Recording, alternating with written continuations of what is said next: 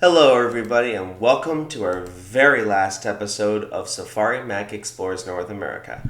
I'm Safari Mack, your guide and host, helping you make connections to the wild.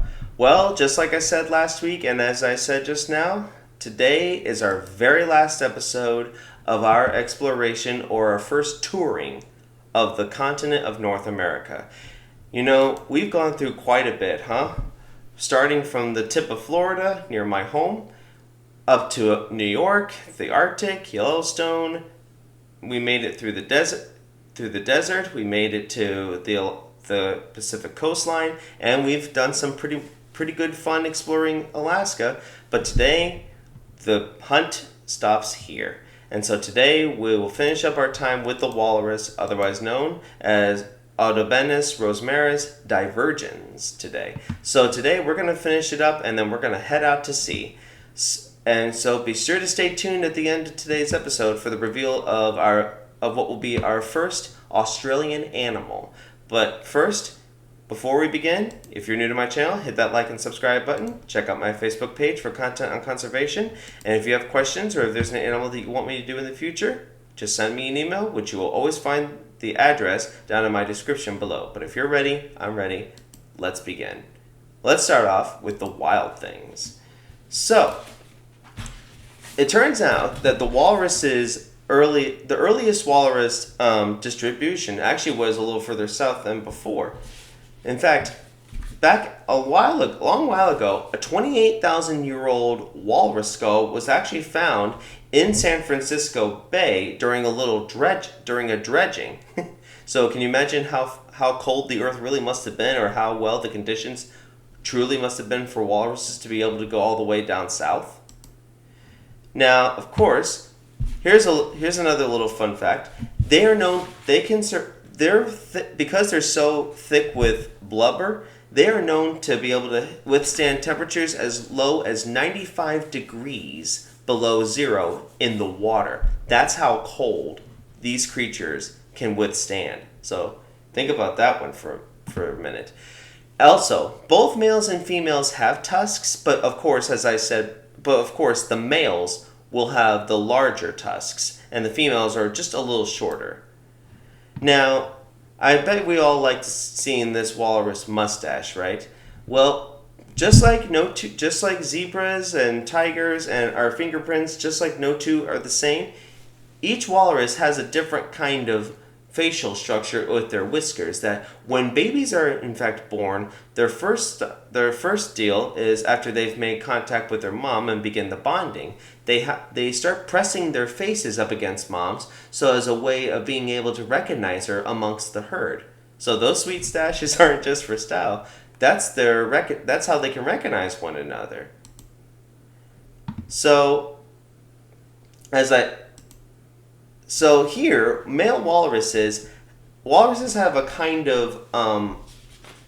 this kind of throat, or it's called a kind of air sac, which allows them to inflate and actually allows them to sleep underwater effectively, and not even is able to keep them from drowning in the water.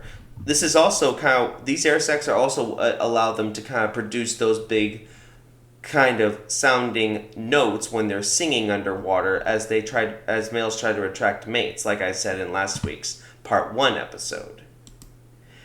Now we're going to get into the problems and the challenges that walruses faced, not only in the past, but continue to face today.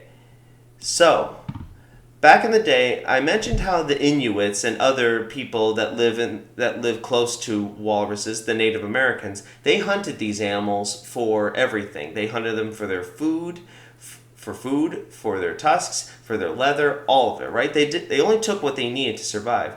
But when the Western world came, not just here in Alaska, but also in the east, in the Atlantic area, walruses were hunted mostly for their ivory tusks. Hundreds of walruses, thousands, were killed, and it made a really, really huge dent in their populations. Now, thankfully, today, thanks to the Marine Mammal Protection Act, we've been able to stop the hunting, and only the Native Americans are allowed to hunt. No, we are not allowed to anymore. But there's still a lot of major problems. Climate change. Unfortunately, the Arctic is, as I've said before, the Arctic is melting. And also and it's causing major problems for the walruses. Never mind the fact that they're not able to probably find ice that's big enough or strong enough to hold their weight, or even give them each other space. They're now kind of getting into more cramped conditions. Never mind that. It's hard enough that they have to swim a lot more longer mileage to find beaches where they're more exposed to their enemies, such as polar bears. It's just harder for them now because they really are not, some of the beaches that they're having to crawl out into, they're not really designed for climbing up a hill or even climbing up a cliff. But yet nature never is one to offer mercy. They have to find ways to survive or they will die. And it's not just them it's not just the walruses themselves that are struggling. Because of climate change, their food is starting to have problems too. Because of global warming, the temperature of the ocean, especially in the areas that they live in, is beginning to get higher, and as a result, highly specialized animals that live in the Arctic, like some oysters and crustaceans even, their shells are just not forming properly. They're in fact suffering from something called ocean acidification.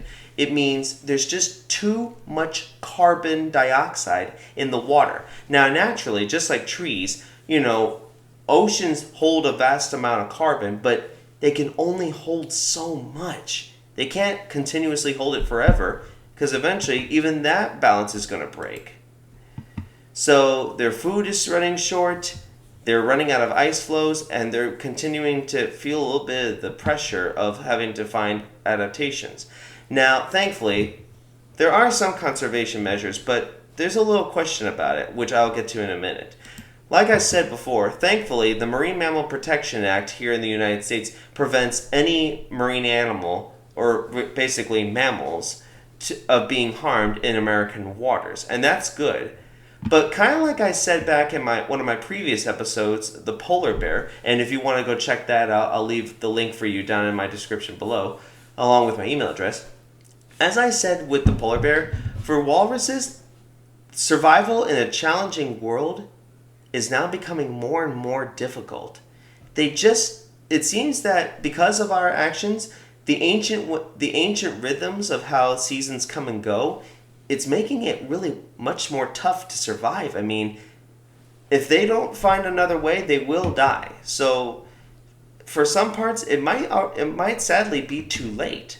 But that doesn't mean that we can't somewhat slow it down.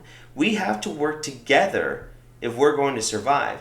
And so for right now, while we work on figuring out how we're going to work together and cooperate with one another, especially in really challenging times like right now, for the polar bears, the walruses, and all the other animals that live in the Arctic, the only way that they're going to survive now, they have to find new ways to adapt, which means they have to find new ways to feed themselves. They have to find new places to go to escape. They have to find new ways to where they're going to go for courtship or breeding or nurse or, for raising their young.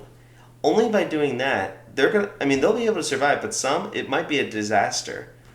What will the animals of this world do if this icy world disappears? What will we do? Ask yourself that big question. In fact, because right now, according to scientists, we could lose the Arctic entirely within decades. So we need to act now if we're going to have a chance, especially to keep these animals around for the next 100 years to come. Well, ladies and gentlemen, as I said, it's been a blast hanging out in North America, but sadly, it's time to move on. And so we will say farewell to the United States and the North American continent and begin our journey down south, where join me next week as we go to the coast of Australia to meet our first Australian animal, the green sea turtle. But until next week, this is Safari Mack. I'll see you all out there.